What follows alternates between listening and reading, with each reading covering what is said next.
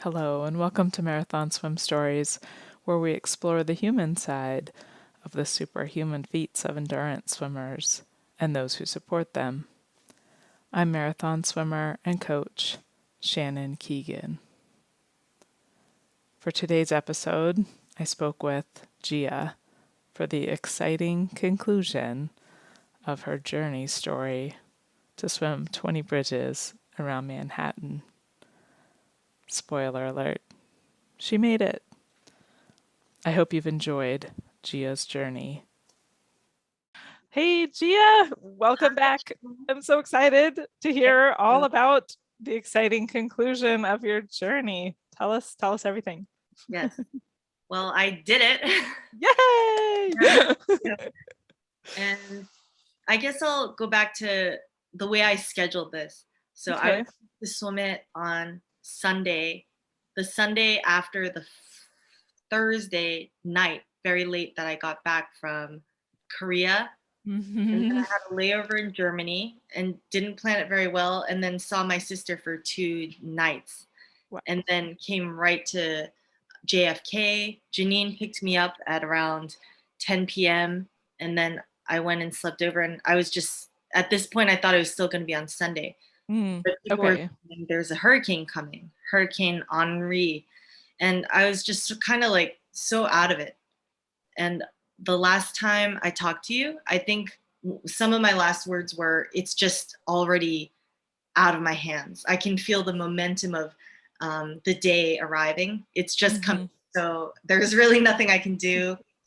And it felt like that. So people were saying stuff about the hurricane, but I know some people might get all worried and be like, wait, is this? And it's also because I live in the New York City area. For people who traveled, I just wasn't too, I was really disengaged from it all in a way. Mm-hmm. Yeah, I can imagine. Yeah. And I went home and did what I said I wasn't going to do, which was unpack every little thing, clean everything, even go out with friends, like see Jennifer Snyder, who's in my neighborhood, go out a couple of times.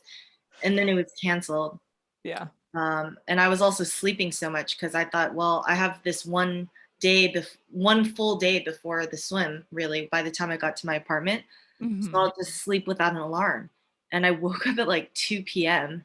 and just looked at my phone and it was bursting with text. And my email was just kind of like, I think she's still asleep. And hey, it's canceled, just so you know, it's canceled. And they wanted to reschedule. So Mm-hmm. then they said Tuesday. And then what happened was on Tuesday, the swimmers who were supposed to swim on the Monday before got canceled also because the weather and the water conditions were still crummy after Yeah. the hurricane came through. And so then they asked if the people who got bumped to Tuesday, it's this woman, Andy Nelson, and I, and she's from the DC area. She ended up swimming on Wednesday, and Mm-hmm. I swam on Thursday. So I said that it was fine. And even when I said that, I wasn't thinking like, oh, that'll be to my advantage, actually, because Right. the three, I just thought, of course, they're from Minnesota and Venezuela. And Yeah. I was like, well, I'm not going to say no. But also, I knew that the currents were getting slower for that day Mm. because the date window I chose was sort of due to vanity also, and because I'd be in Korea the rest of the time. And that's because I think earlier in the summer, the currents are known to be stronger because there's just more water coming down. Okay. No, at least that's what I've heard. And Mm-hmm. I chose this because I'd be back from Korea and because it was before my 40th birthday. Right. And when I first applied, it was for 2020. And when that didn't happen, I said to Ronnie, I was like, I know this is ridiculous, but I'll just say, I want to get it done before I'm 40. Yeah. Like, oh, we'll definitely make it happen. So the Sunday was a full moon.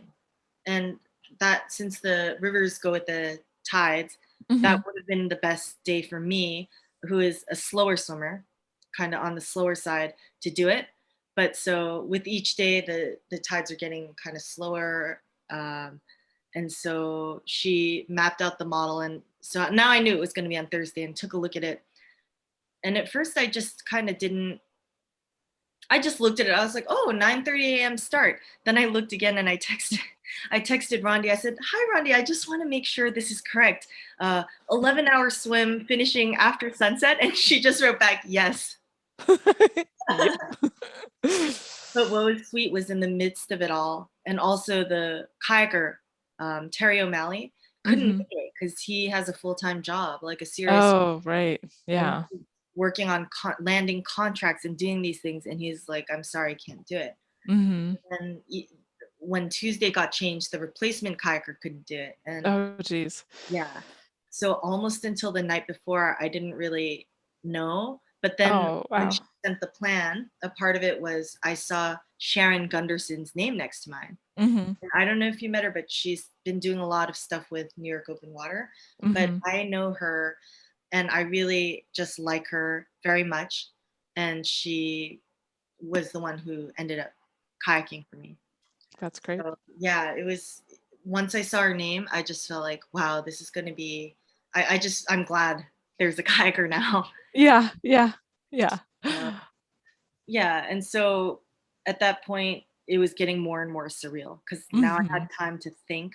And Yeah, you weren't just throwing yourself in there off yeah, the plane, being like, well, we'll see what happens. yeah. But the thing is, usually I've prided myself on just kind of ramming through jet lag because Mm, if I'm coming back from someplace, my strategy, it's not that healthy, but I'll stay up all night or something so that I can sleep on the plane, and then I'll just sleep when I'm supposed to and then mhm. wake up. But since that didn't happen and I made so many stops, I Yeah. finally felt what it was like, for most people, which is just I thought, I can't believe I slept 13 hours and then I woke up and I got sleepy again and I slept more. And it was just, so that added to the surreality of it. Yeah, yeah, totally. Yeah, I was becoming more and more detached, as in Mhm. kind of like I couldn't even believe that this was going to happen. But then the day finally came, and I had to jog around the hotel reservations and everything. But I met up with Ed, who is my crewmate. Mhm. So we went out to dinner, and it felt like the Last Supper. And basically, I started feeling like, towards the as the day approached, I got so superstitious, kind of like, oh, if a hair falls out, it means this. Or when I was painting, I even bothered to. This is still the same paint. The night Love before I it. did my nails, and I just got these morbid thoughts like, well, this will be a good way to identify. Just like it was just kind of weird. Like I got in this weird headspace. Um, but having dinner with him was really good, and we got our stuff in order and got to talk. And my feeds are really simple, and Mhm. he is also an incredibly organized and just rational person. And so there was never any anxiety, and Mhm. everything That's was good. planned out. Then had the dinner, and then we went out onto Pier 40 because we ate near the at this old pub called the Ear Inn. Okay. It's like the oldest pub and restaurant in New York, and they have this big metal thing out front because they used to tie the boats up there because the waterfront used to go up to there. So they Mhm. filled in the rest, and it's a historic place. And on Pier 40, we were trying to take before selfies, but Uh-huh. it's coming out terribly. So we stopped some young guys who were just friends. And when they found out what I was doing, their reaction was just like so over the top. It was so enthusiastic. And Yeah. it got to the point where he was saying how, and he was a young guy. I think he couldn't have been more in his mid 20s or something. And he was just saying how he had a finance job, but he quit and he was going to go pursue music. And he said, "This city's so full of inspiration, meeting people like you, and we're going to track you tomorrow." And it made me feel like blessed because I said I was getting superstitious and I couldn't get a read. I just Yeah. was like, well, what does it mean that a hurricane canceled it? What does Yeah. it mean that I stepped on a crack or Right. dropped this thing? And if I saw a bit of random trash, I'd pick it up and be like, if I don't do that, man, like that's gonna come and get me. So but that made it feel kind of really centered me, and like there, that was a New York moment right there. Someone Mhm. talking about inspiration and really caring, even if they had nothing to do with this sport. And Mhm. so that felt good. And then it was just off. to make sure to get a good night of sleep, but I didn't really sleep, but I just let it ride, and I wasn't like, "Oh no, you have to sleep, you have to sleep." And I just thought to myself, "Well, I certainly slept these past 3 days." Yeah. So, and we planned to get up so early, and we're supposed to go to the pier at 8:30, and we For decided to 10. get there at to leave at like 7:20. But it ended Mm-hmm. up being really good, that way, because we got there before the other group did, and the other group was friendly, but when they came, the energy switched up, and it was already kinda go Oh. time. Okay. Yeah. Yeah. There was a point at which we were like, I think maybe we overdid it because we were kinda just sitting around a little, but Mm-hmm. time just went so fast, and, I got to get the Desitin on and arrange my goggles, and at the last minute, I decided to wear a Lycra cap instead of silicone. Oh, interesting. That was the best decision that I ever made because the water was 80 degrees. Oh, Yeah, yeah, yeah, yeah, definitely. I it was could see that. hovering around 80, and the air was like 95. Oh, that And sounds hot people, and uncomfortable. including the crew, they were like, "Gia, this is your day. Don't worry about anyone else." And I'm just like, "No, I feel so bad that one of the slowest I will be one of the slowest swimmers ever who's done this and managed to do it, and they'll be frying on top of the 95 degrees above the water and At least they're 80. on the water, not in the middle. I don't know. Yeah. Right? Don't they say it's cooler by the water? I mean, I don't think it was very cool that day. So I felt a little apologetic, but then I thought, why don't I, instead of feeling guilty and bad, just feel very grateful, which Grateful. Absolutely. I didn't get any sense of like, oh man. And people, they all know me. The Yeah. Sean Makovsky, who drove the rib, I was happy to see him too because I know all the boaters, but he's the one I've spent so many hours on safety boats talking to him, and I know him. That's great. So the energy was very much like family like. Hmm. It worked out really nicely. So we went, and I remember from observing, I always figured the most nervous part is when you just step over the side of the boat. It's like, what is, and usually the boat's rocking and the battery's crazy, but it was actually calmer than usual. Huh. It wasn't glassy, but it Hmm. just wasn't, and also having a quieter swim. I went Mm. first, and the woman behind me, Jillian Salton, I believe is her name. She was from Oregon actually, Oh, and interesting. and I met her. I got to meet her, but it was way Oh, that's faster right. than me. So I feel like I'm chattering so much, but another aside I meant to say is Rondi's modeling. Hmm. So Rondi's modeling is famous that she makes a calculation for every single swimmer who comes, Hmm. and down to the, she even has these check-in points of different sites along the way, along the course, when they may get there. And then she also has a final time in real time and a final total time. And when I saw it, I trusted it completely. Like Hmm. a lot of this is about um, mentally preparing, right? Yeah. And so when I saw 11 hours, I thought, okay, I know what that feels like. That's gonna feel kind of like my border buster attempt when I swam Hmm. 10.5 hours, and it'll feel like a lot of things, but 11 hours. Yeah. Um, and I'm glad I got to trust that because sometimes the biggest unknown is like you don't even know if you'll finish or you don't know. Uh, Hmm. so I got in, and I have to say, when I jumped in or kind of stepped over the side, I just I knew immediately that I was gonna have that it was my day, so to speak. Yeah. Yeah. That's great. You know what I mean? Not so much like, oh, this is blessed, I've got this, but kind of like, this is the day. Like you are Hmm. here. This is happening. Like Yeah. you're gonna, and I felt really um that's when my mind started separating from my body, and it's that rare meditative state where like I was detached from my ego, but I was also super there. Hmm. um this swim for me was always going to be so, I just had these thoughts of that I'd be weeping the whole way around, in catharsis or like wonder, and that it would represent something about me, my time in New York, my life, my future. What ended up happening is it was nothing but the swim. It was nothing but that course and the just the experience of moving around the island uh, Hmm.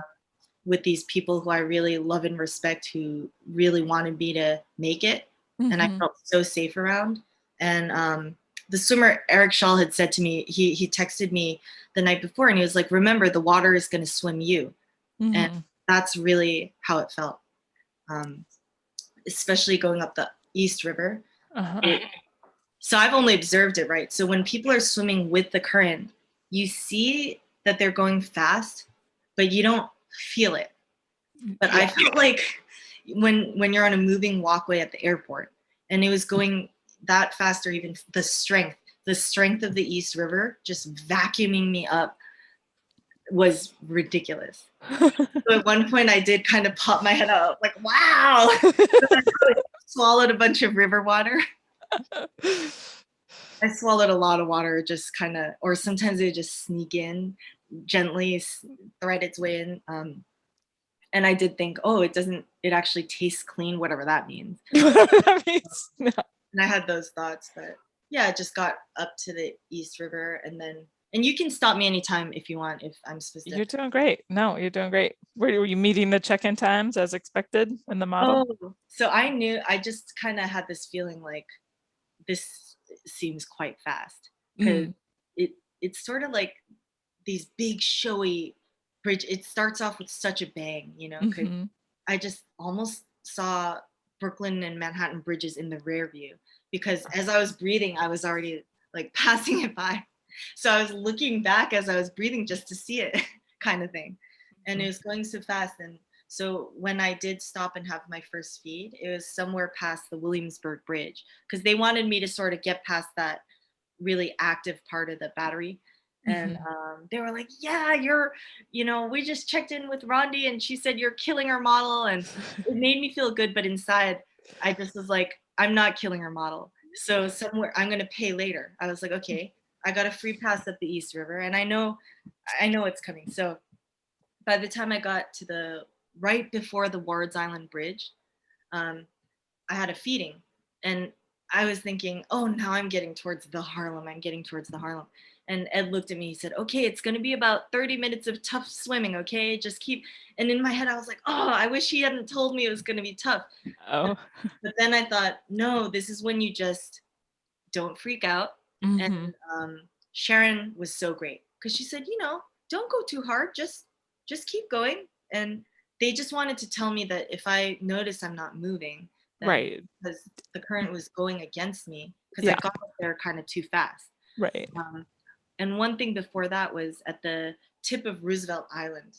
Um, I just I noticed that Sharon kept. Another thing, I talked about my zigzagging problem. So Hmm. I was just like, I have total trust that I'm going to really make sure that just whenever I look at the kayak, that I'll be approximately the same distance away. And it was working. And I Good. was so proud. And also, even my stroke, that I wasn't pulling to the right, I was like, oh my God, everything. And then, but I noticed she kept going like this and pointing me. So in my head, I started getting a little bit like, what's wrong with me? Like, Yeah. oh no, I'm sliding. I'm doing something wrong, but I need to get to the right. But don't. So I learned what my rudder is. Sort of like Right. if she says go to the right, I used to take a 90-degree angle, and instead I slightly adjusted. But then Yeah. she kept on pointing me, and so finally I still didn't get it. But then when I breathed, I saw the UN building to my side, which meant that I was actually cutting across to the. Oh. Hmm. And at the same time that I saw that building and I thought, wait, something's happening. The water, I can't explain. It felt as if layers of water were sand, and Huh. the water on the top layers were breaking on top of it. So it was a whirlpool. It was there were a bunch of eddies and stuff, not Wow. the kind that sucks you down like Little Mermaid, but it was like a. And by the time I realized, I started charging towards the Roosevelt Island. So we got past that and then hit the counter current. Mm-hmm. So that was when we got to the wall and there's like a little iron fence. So I thought just baby steps. So just be steady and realize that one bar of iron, every stroke, as long as you move half a bar, it was ridiculous. And at the same time, people were looking over because they're just walking their dog or Mm. biking. And I'd Yeah. see them and they were just like, no, they weren't cheering. And I knew that what they saw You're is like, go you! I'm just here swimming.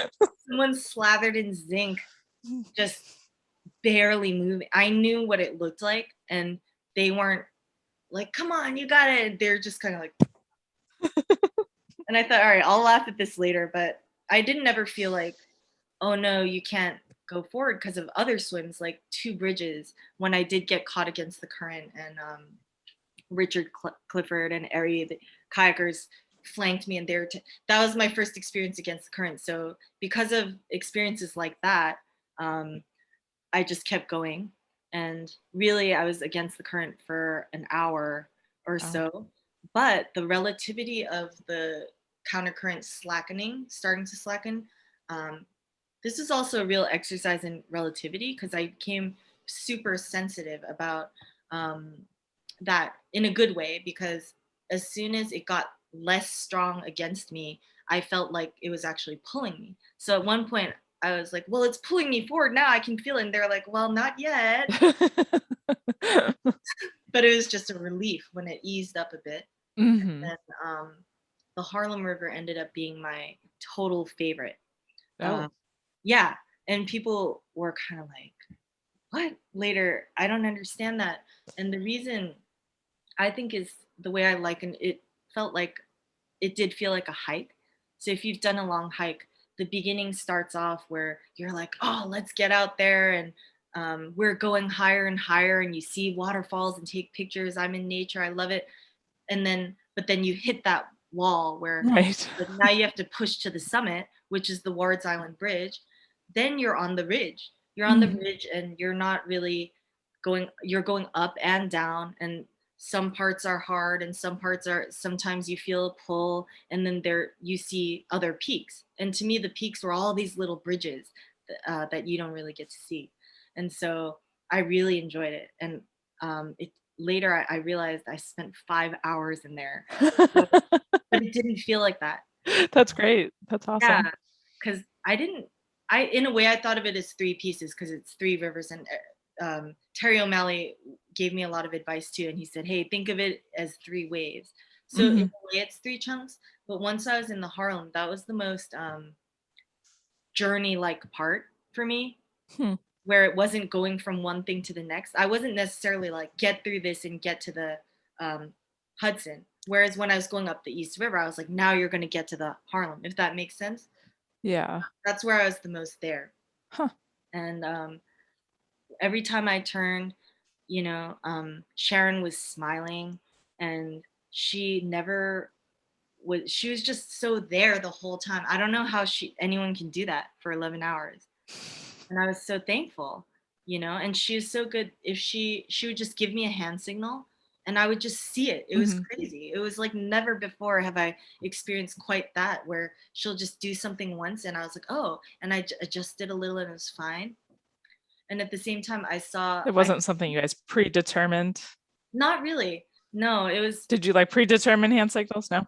no. And we did say I was like, look, I'm gonna just do whatever I'm gonna stay by you. And I just understood that. And because Mm-hmm. I feel like sometimes you discuss stuff, but what ends up happening is people end up doing what they're used to, Whatever's gonna happen. kinda, Yeah. especially when things pick up. That's my experience. And so I was kind of like, I'm gonna adapt and I'm gonna really be in tune with her. But it turned out she was so in tune with me and the whole swim. Like it was just really, I was so thankful. And then I saw Ed eating Pringles, and I told him this later, but that was probably my oddly my happiest moment of the swim because I was just concerned with them being uncomfortable, Right. frankly. not to the point of anxiety, but it made me happy because he just looked kind of peaceful, a little like just he was relaxing and eating some chips. And he was surprised. He said, "I get upset when I just see people slacking off and eating." So I was just so glad.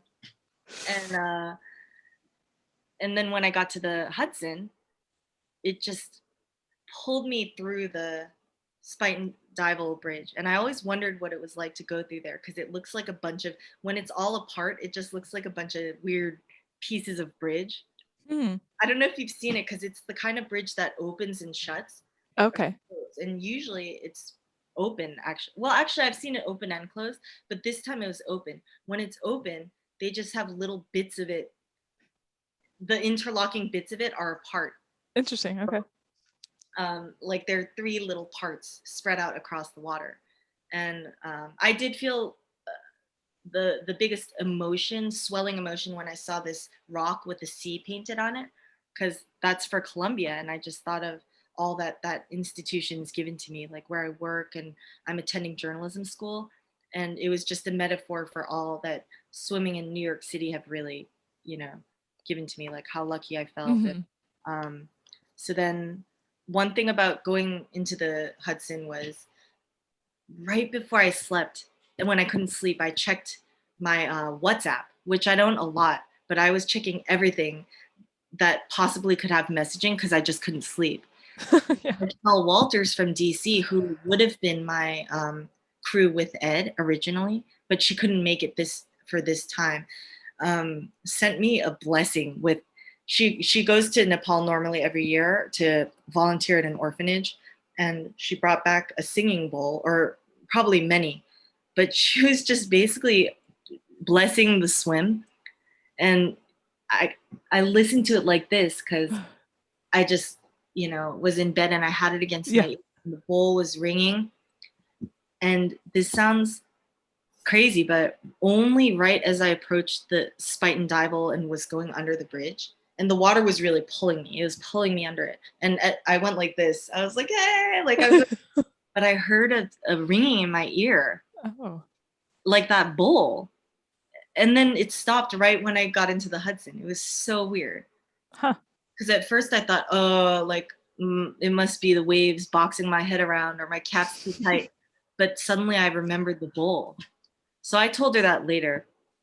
And then the one thing I wasn't prepared for was crossing into the Hudson.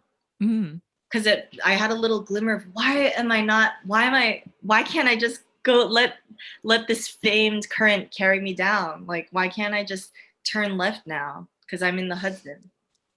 But then I thought, oh, it's because you need to get out there to get the current, and so you don't hit land all the way down. So Right. uh, Yeah. I realized that pretty quickly, but crossing stuff sucks. It's a Yeah. strong current down, and the waves were that afternoon breeze, the headwind was definitely present, but not Mm. like I've seen it way worse. So I knew kind of like this is about what I could expect, and it's no Hmm. worse than that. Um, and yeah, I just kept going and passed under the Washington Bridge, and I felt really great. And then the sun eventually started setting, and I knew kind of like this is all correct, like this is what's supposed to happen. And Hmm.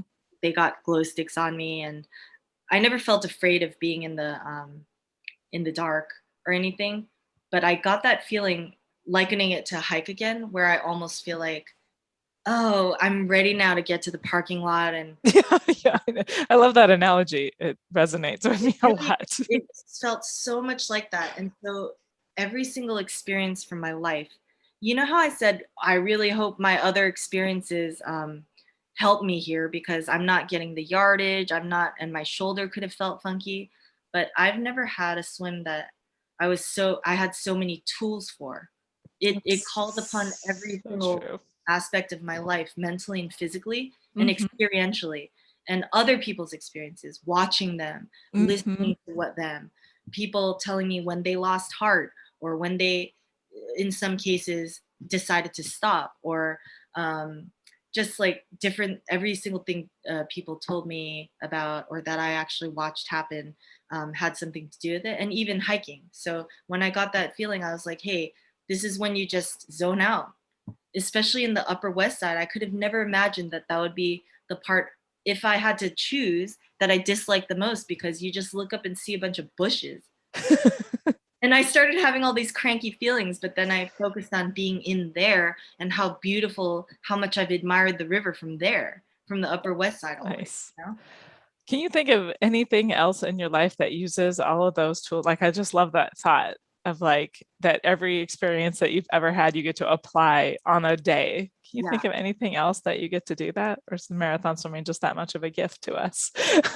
it is that much of a gift, and it was that course, and it was where I'm at, where I happen to be in my life. Mm, Um, because there is nothing, probably nothing else that, um, plus I was just so aware of it. I was so mhm, aware of what tool I was using, or what particular experience had mhm, helped me, to be prepared. So huge there weren't any huge surprises, and it didn't feel it's not easy, because a lot of people actually are like, they come out of it, because these are channel swimmers and whatever, and they say, oh, that one's easy, but I think what they really mean is kind of, you can, maybe they took it in stride, or maybe it was easy for them. I wouldn't say it was easy, but mhm, it felt easy. I think I know what those people mean now, because I used to mhm, just feel like, that's kind of cocky, like, it's, or I mean, I how can you say that, it's such a big swim. But I did feel prepared for it. There was nothing in there that, I couldn't handle, but I also knew that, it could have been worse. I knew that, and I also was getting ready for the other shoe to drop a little bit because of my mhm, shoulder, and also what people said. So some people have gotten in there and their leg just goes numb or something, or their ears hurt, or something just starts feeling a way they've never felt before. And I was mhm, getting ready for that, and also being like, would I swim through intense joint pain? Would I do mhm, that to myself? Especially because my dad had horrible arthritis, my late father, and I didn't end up thinking about him directly on the swim, but I thought, okay, like if I get into a painful situation, I might be triggered about, either thinking of him is gonna make me keep pushing, or make me stop and be like, mhm, I don't have to live with this pain. So I was kind of pondering it, but it didn't really come into play. And at one point, Sharon said, hey, like after the George Washington Bridge, she said, you're kind of like shortening your left side. mhm. And I said, oh, it's because I'm babying my arm. But when I tried to extend it, it felt better. Oh, okay. So it really helped that she said that. And your advice about keeping your hand under you when you rotate, Mhm, it really did put my mental focus on a part that I could actually adhere to, that mhm, changed my stroke, I mm, believe. Um, and I thank you, because almost the whole time, you know how people have talked about mantras? I mhm, never had that. But if I had a mantra, my most frequent thought was probably, keep your hand under you, keep your hand under you, keep rotating. And I mm. really think that prevented me from tweaking my shoulder out. So I'm Good. very thankful to you also. And I Mm. thought of that constantly, like, I can't wait to say this, like how much it helped. Yeah. Because I've tried other things where people are like, oh, you should be pushing the water, or when you pull, feel like you're pushing off something, but I could do that part of it, but it Mhm, didn't resolve the other parts of the stroke cycle for me. But for some reason, thinking about getting my hand under my body, it's mhm, hard to explain to someone else, but once I was in the water, I think, I mean, it changed something.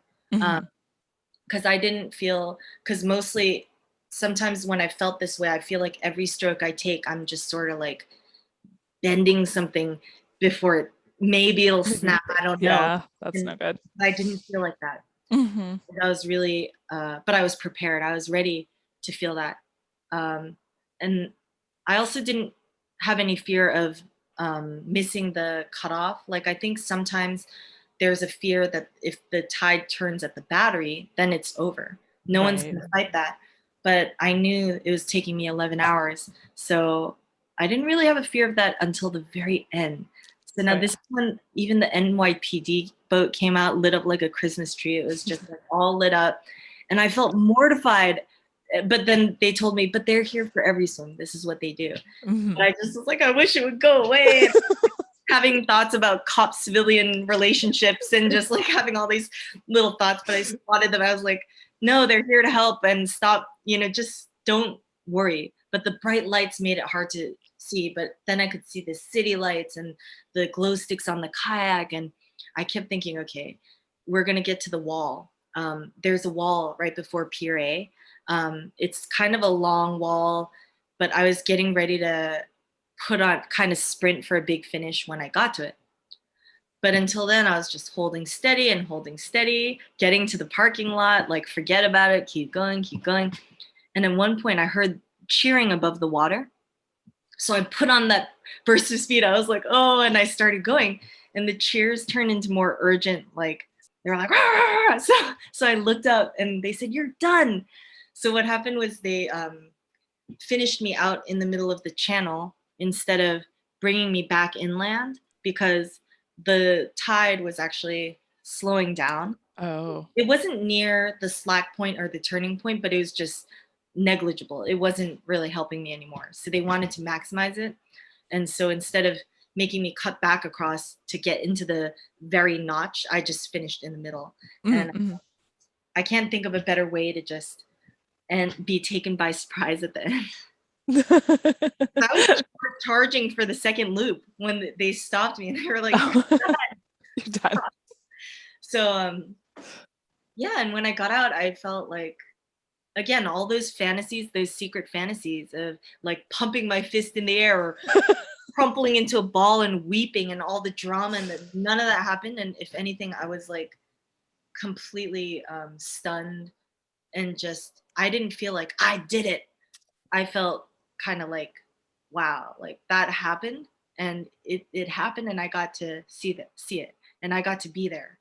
And the vibe on the boat was very much, I thought similar. Like we were all just kind of like, and at one point in the middle of the chaos, Ed just kind of looked at me, he was like, wow. And I appreciated it so much because I just, I don't know. I think it's hard to ask for someone to be so invested in your swim like it's their own swim, Mhm. particularly if it's long and if they themselves are a fast swimmer. And Ed is a fast swimmer. And Mm. oh, a couple points he got into the water with me, and the Uh-huh. bubbles were coming out in the water because I was actually laughing. I was just going at my forever pace and pushing myself to keep the momentum going. Mhm. And he I would just see him and he'd just be like, and I would have done like 5 strokes or something. And Yeah. he effortlessly, like with one really slow motion move, he'd just be off a few more yards. And I thought, oh my God. So yeah, it was an incredible experience. And no, I never had such an extended period of time in my life where I also had that out of body feeling. But I've had Mhm. that feeling in stuff like performances, Uh-huh. like when I played a piano concerto 1,000 years ago in high school, and I felt the parts of my consciousness separating, Mhm. and kind of like you're there, but you're also so not there, like you can't believe it's happened, like you're watching it. Yeah. I don't know if that makes it probably will make sense. It Uh, has a name. There's a name for that, a phenomena. this disassociation, but that sounds bad. Right. Yeah. No, I think it's more like it's when you're in that zone, but I feel like Angela Duckworth calls it something else, like in her book Grit. She talks about like training to get to where you can have that experience where you can really just your body's just working, operating independently of your mind and you're able to just It sit was back like and that. watch. It's And really cool. my mind also didn't have that many abstract or other thoughts, Hmm. whereas usually it does. Like on a swim like that, usually it'll be a blend of things, Hmm. but this time it was very matter of fact. And again, this sounds so boring compared to what I thought it would be, but it was Yeah. it was so cool, and I think it speaks to the power of that course. It's an Yeah, I think outdoor so. course. And yeah. Yeah, and it demands its own space, in the theater of your consciousness. Like it Hmm. just, you know, it wasn't about anything but that swim. Um, Right. but also gratitude for the for people, for everyone in my life, every experience I've had, every bit of advice I was given, like just everything. Um, it was so awesome. And What an amazing birthday gift to yeah, yourself. it really was. And then when I got out, I had, of course, so many overwhelming amount of text messages. And looking back, a lot of them were really unconditionally supportive in a kind of interesting way. And I found out that a lot of people thought I didn't finish.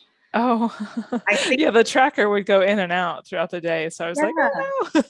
And at exactly 10 hours, the website, I think, timed out. It's shut down. Yeah. Yeah. Yeah. I was at one point, yeah, checking in. It was like like a course end or event ended. And I'm like, what? And so, and then what happened was somebody, I think someone in the open water swimming community actually accidentally kind of jumped the gun a bit. And she Mm. posted on her page, and I don't have Facebook, so I never really saw this, but I think she was like, oh, Gia didn't make it, but she got 10 hours in. And then it caused a bit of like because some people were texting Ed on the boat and they were like, where's the evidence? Like, what happened? And it caused a little bit of an uproar. Interesting. And I had no idea. So first I called my sister, who's pregnant, because she was like, are you okay? Wow, like you swam 10 hours. And as I was talking to her, I realized she didn't think, at one point she said, oh, you finished? And I was like, yeah, I finished. And why did you think? So she explained the tracker thing. Hmm. She said, you better call mom. And my Oh. mom too, she's like, oh, you finished? She answered and she's like, oh, I'm so proud of you. 10 hours. I was like, no, 11 hours. And I finished. And she was just like, oh my God. And again, props to Rondi's modeling, because I think I finished within 9 seconds of the time that the clock time she said I'd finish, Wow. That's and amazing. within minutes of the actual time spent in water that she projected. Hmm. So Ed made it a point on the observing sheets to write down 8:30, 51 seconds, because she said I'd end at 8:31 p.m. Isn't that absolutely astounding? Yeah. Yeah. And That's amazing. yeah, I'm trying to think if I'm leaving out. I mean, I've certainly gone on and on. Um, yeah, What did your shoulder ever bother you? not in the way that I was expecting Expecting. or fearing that it would. And that's another thing. Mm. I started kind of being like, okay, I kind of thought, all right, this swim is definitely going to be the biggest one that I do. Like I Mm. didn't really, but instead it kind of left that door open. Now you're like, Right. yes. And I wouldn't necessarily call it a gateway, like, oh, now I'm gonna, but instead of shutting the door and being like, wow, like I did that, and thus not ends my swimming career, but sort of like that's the peak. I was like, huh, I was so ready for that. And with a little luck, it was the perfect day. And it just felt like a different, about the imposter syndrome thing, or those complicated feelings I was describing? It Hmm. maybe more so than feel like, oh, I'm in the club now. And I got really nice texts from someone who was just like, you're in a new class now. This is like an elite, and it is. But I felt more kind of serious about with the shoulder thing. I was like, I want to learn about my body. Like, Hmm. I will look into a coach. If I don't have time or can't afford or whatever, I'll do it intermittently. But I want to study this Yeah. because I am in a different kind of league. And Hmm. I did give myself some credit in terms of like, you've done a lot, because without that, it wouldn't feel this way. Right. Like you have swum for 10 plus years, like you have put in the miles in your life. And Absolutely. Yeah. it's not just a swim you walk onto, but it felt like I could handle it. So it's easy to think like, yeah, I just reevaluated that. And Hmm. I don't want to injure myself, put myself in a position to hurt myself if I could have learned how to prevent it through the way that I swim, or if it comes down to even lifting weights or stuff, which is highly recommended. I want to do that because I'd love to keep doing swims like this without hurting myself. Fear of injury. Yeah, Yeah, without absolutely. having to Absolutely. grind through. I respect when people do that, but I don't want to do it. And maybe someday I'll have to, but I just had a little talk with myself like, hey, this is definitely a big deal, and it's a big Hmm. event, Hmm. athletic event, and so maybe try to start thinking like an athlete. And I even said to Ed, maybe I should work on how to get faster. Like, why not? Maybe I should find out if instead of 44 to 54 strokes a minute, maybe put speeding it up a little will be better. I don't know. Hmm. I Yeah. just sort of settled into the thought that, oh, the slow catch is the way to go. I do think that. But who knows if that's right if I didn't try the other thing. Right. So it kind of opened up more possibilities in a way and Hmm. just left a lot open, including this whole idea of like, I will leave New York now. Like, this is going to be, at sometimes when I was unhappy in New York, I was like, I can't wait to, it would just be my like, peace out, New York kind of thing.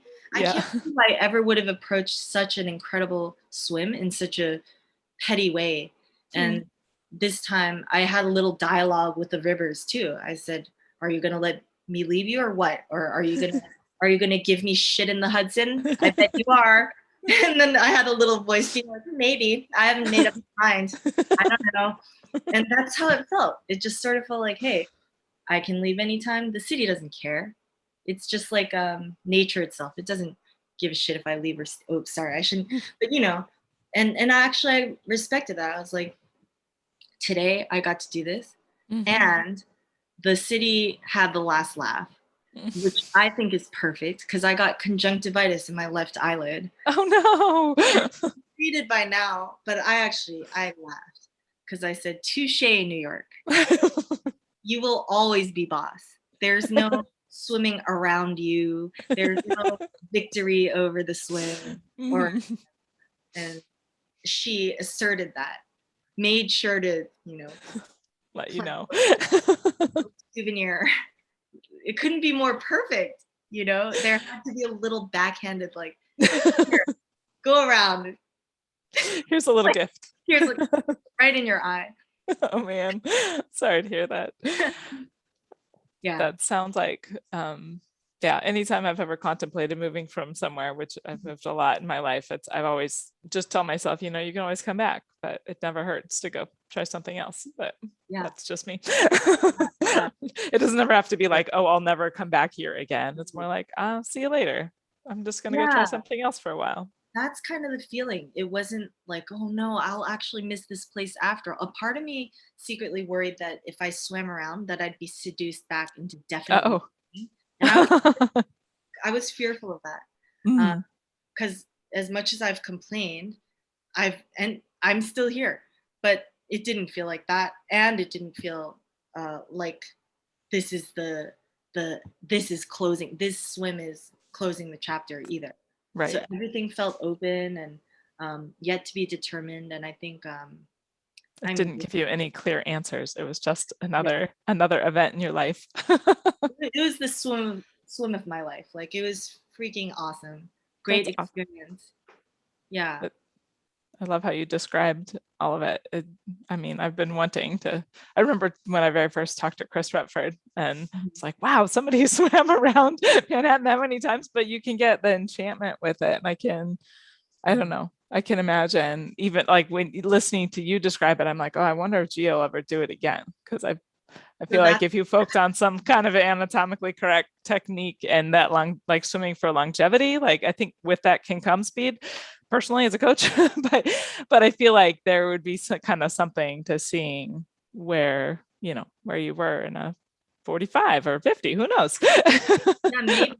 But it was also so satisfying that I just I don't know, but it just made me feel really kind of like I miss being out there. So for my 40th birthday, which is coming next Thursday, I volunteered. So I'm going to take my last day that I have accrued off at work before I start accumulating again and just being more grounded. But Mhm. Rondi needed someone, and I was like, yeah, I cannot think of a better way to spend my birthday and see someone else around the island, because Yeah. it made me want to give more, and I get so much out of it. Like I've learned so much, and Hmm. I miss, I want to be out there, and Yeah. so that That's will great. happen probably. Just Mhm. wanting to be back there and see it again. Very, very cool. Yeah. How was Ida for you guys? Ida, I'm actually in Massachusetts now at my mom's Hmm. through Wednesday, and then I'll start creeping back. But we were fine.